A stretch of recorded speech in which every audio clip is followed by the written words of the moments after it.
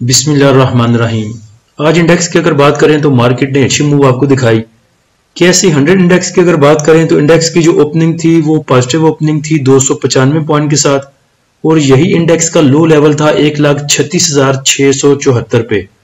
उसके बाद इंडेक्स ने आपको ऑल टाइम हाई दिखाया 1,38,943 का, जिधर इंडेक्स ने 2564 पॉइंट ऐड किए थे। उसके बाद इंडेक्स की अगर क्लोजिंग देखें तो वो भी 2285 पॉइंट के इजाफे के साथ 1,38,665 पे आई। वॉल्यूम अगर देखें तो तकरीबन 300 मिलियन के वॉल्यूम ट्रेड हुए KSE 100 इंडेक्स में। आज सुबह से ही इंडेक्स को फर्टिलाइजर सेक्टर ने सपोर्ट किया। ये तकरीबन 9:40 का स्क्रीनशॉट है। जब टॉप पॉइंट कंट्रीब्यूटर देखें तो फर्टिलाइजर सबसे ऊपर था, दूसरे नंबर पे पावर जनरेशन थे, तीसरे नंबर पे इन्वेस्टमेंट बैंक्स और उसके बाद मिसलेनियस कमर्शियल बैंक्स चौथे नंबर पे थे सुबह के टाइम में। उसके बाद अगर 10:30 का स्क्रीनशॉट देखें तो तब कमर्शियल बैंक्स पहले नंबर पे थे, पावर जनरेशन दूसरे नंबर पर, फर्टिलाइजर तीसरे नंबर पे।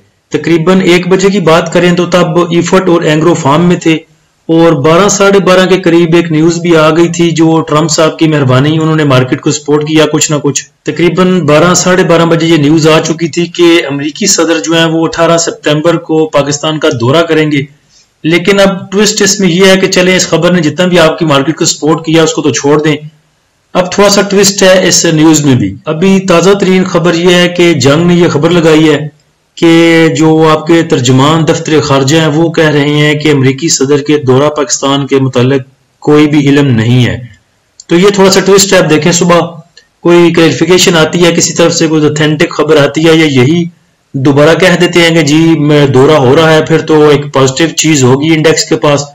टॉप एक्टिव स्टॉक में देखें तो PIBTL में सबसे ज्यादा वॉल्यूम जनरेट हुए तकरीबन 82 मिलियन के। उसके बाद FDPL, GCWL, bank of Punjab, थल, ट्रेड, PASL, हबको, SSGC, DCL की मूव ड्यू है। देखें अब क्या करता है। थोड़ा सा उठा तो है सपोर्ट लेके, तकरीबन जाना इसको 15 साढ़े 15 तक चाहिए। कल बात की थी इफर्ट पे भी और एंग्रो पे भी। एंग्रो का आपको बताया था कि बहुत ज्यादा मूव नहीं देगा क्योंकि वो जो है काफी नीचे से ऊपर होके आ चुका। इफर्ट जो है, इफर्ट काफी जलालत के बाद अभी उसने मूव पकड़ी है, तो वो मूव आपको ज्यादा दे सकता है। तो इफर्ट की जो आज क्लोजिंग है वो भी अच्छी आई। उसके बाद आगे जो है चलने के इम्कान इफर्ट के ज्यादा हैं एज कम्पेयर टू एंग्रो, और इफर्ट आज भी आपको चलता हुआ नजर आया। उसके बाद इफर्ट के पास एक गुड न्यूज भी है कि इसकी बोर्ड मीटिंग अनाउंस हो चुकी है तकरीबन 29 जुलाई को। तो ये भी एक प्लस ट्रिगर रहेगा एंग्रो के पास। एक तो एंग्रो फर्टिलाइजर काफी देर के बाद चला है, टेक्निकली भी देखा जाए तो उसको चलना चाहिए। उसके बाद बोर्ड मीटिंग अनाउंस हो चुकी है, तो यहां तक कुछ ना कुछ मूव तो आगे दे जाएगा। इंडेक्स के क्लोजिंग तक की सिचुएशन देखें तो फर्टिलाइजर जो है टॉप पॉइंट कंट्रीब्यूटर में रहा और तकरीबन 570 पॉइंट उसने ऐड किए। फर्टिलाइजर के बाद कमर्शियल बैंक्स दूसरे नंबर पर रहे। उसके बाद technology sector, investment bank, cement sector, power generation, miscellaneous, oil and gas, marketing companies. और oil and gas marketing companies का कल आपको फीपीलीपी देख के बताया था कि oil and gas marketing companies आपको थोड़ा सा मूव दे सकती हैं। रिफाइनरी के बारे में भी बताया था आपको। रिफाइनरी भी आज टॉप पॉइंट कंट्रीब्यूटर में है, लेकिन सिर्फ उन्होंने 17 पॉइंट ऐड किए। ATRL ने अच्छी मूव दी। ATRL ने हमारा तीसरा टारगेट जो था 714 वाला उसको अचीव किया। अब ब्रोकर लोगों की कालें आ रही हैं भाइयों को कि ATRL को पकड़ लें 713 पे, 715 पे, 714 पे, 710 पे।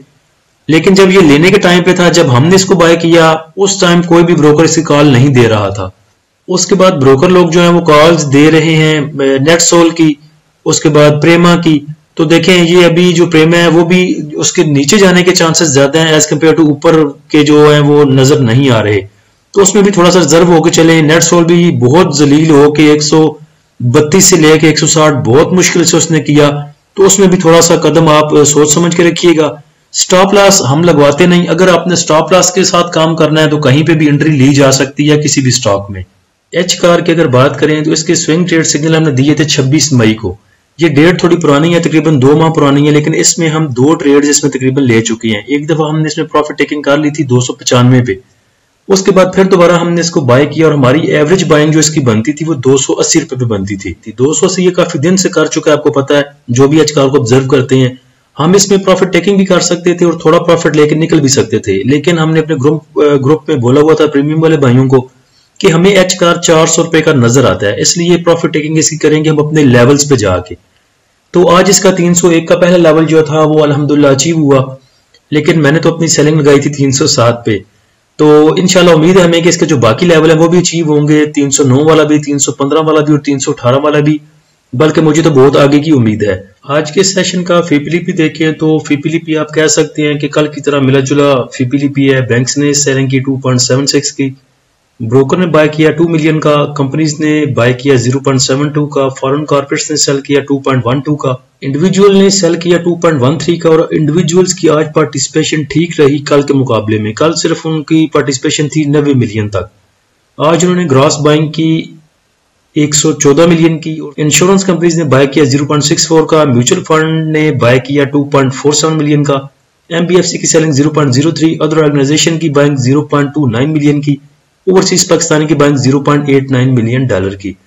देखा जाए तो बड़े जो आपके बायर हैं आज ब्रोकर ने बाय किया और म्यूचुअल फंड ने बाय किया, तकरीबन मिल के 5 मिलियन आप कह सकते हैं।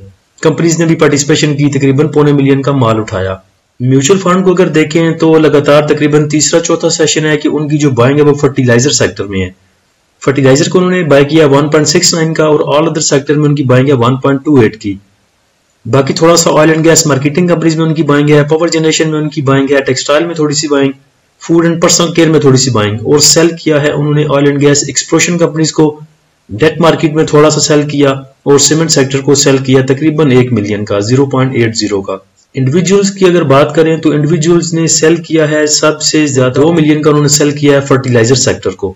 फर्टिलाइजर सेक्टर को अलग से देखें तो ब्रोकर ने भी इसमें बाइंग की है और म्यूचुअल फंड ने भी इसमें बाइंग की है। सेल किया है सिर्फ सबसे ज्यादा इंडिविजुअल्स ने और बाकी सब इसमें आप कह सकते हैं कि होल्ड पे हैं। Oil and gas marketing companies को देखें तो इसमें ब्रोकर की बाइंग है, कंपनीज ने बाय किया, इंश्योरेंस कंपनीज ने बाय किया और म्यूचुअल फंड ने बाय किया। तो ये दो सेक्टर जो है आगे नेक्स्ट मुझे तो ठीक लग रहे हैं। फर्टिलाइजर भी आपको थोड़ी सी मूव दे सकता है, कुछ तो वो दे चुका। उसके बाद oil and gas marketing companies को मूव देनी चाहिए जिसमें पीएसओ है, पीपीएल है और इसमें काम किया जा सकता है लेकिन लेवल्स पर। पीएसओ के स्विंग ट्रेड सिग्नल हम ऑलरेडी प्रीमियम ग्रुप में दे चुके हैं। पीपीएल को भी हम ऑब्जर्व कर रहे हैं, देखते हैं कि कहां पे उसके लेवल्स बनते हैं, फिर अकॉर्डिंग टू सिचुएशन इंशाल्लाह वो अपने प्रीमियम भाइयों के साथ शेयर किए जाएंगे। तो जो भी भाई हमारा प्रीमियम ग्रुप ज्वाइन करना चाहते हैं वो नीचे दिए गए व्हाट्सएप नंबर पर रब्ता कर सकते हैं। फ्री ग्रुप को ज्वाइन करने के लिए जो लिंक है वो भी नीचे डिस्क्रिप्शन में दे दिया है। अल्लाह हम सब का हम नासिर हो। इजाजत दीजिए, अल्लाह हाफिज।